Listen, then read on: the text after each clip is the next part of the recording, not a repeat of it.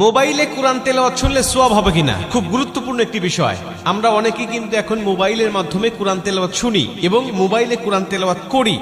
মোবাইলে কোরআন তেলাওয়াত যদি আপনি না পড়তে পারেন বা কুরআনুল কারীম যদি আপনি না পড়তে পারেন, তাহলে কুরআনুল কারীম শুনবেন বা কোরআন পড়তেও পারেন, আবার মোবাইলেও মাধ্যমে শুনবেন, তাহলে আপনার সওয়াব হবে কিনা খুব গুরুত্বপূর্ণ একটা বিষয়। আজকে অধিকাংশ ইয়াং যারা, তারা বেশিরভাগ কুরআনুল কারীমের তেলাওয়াত তারা মোবাইলের মাধ্যমে শোনে। এটা খুবই ভালো বিষয় যে আজকে যুবকেরা গান বাজনা ছেড়ে দিয়ে বিভিন্ন নাটক সিনেমা এগুলো বাদ দিয়ে তারা কুরআনুল কারীমের তেলাওয়াত শুনছে। রাত্রিবেলায় কোরআন তেলাওয়াত শুনতে শুনতে অনেকে ঘুমিয়ে যাচ্ছে। আর কোরআন তেলাওয়াত শুনলে আপনার সওয়াব হবে কিনা এ ব্যাপারে আল্লাহ পাক স্বয়ং নিজে কুরআনুল কারীমের মধ্যে উত্তর দিয়েছেন। আল্লাহ বলছেন, ওয়াইদা কুরিয়াল কুরআনু ফাসতামিউ লাহু ওয়া আনসিতু লাআল্লাকুম তুরহামুন।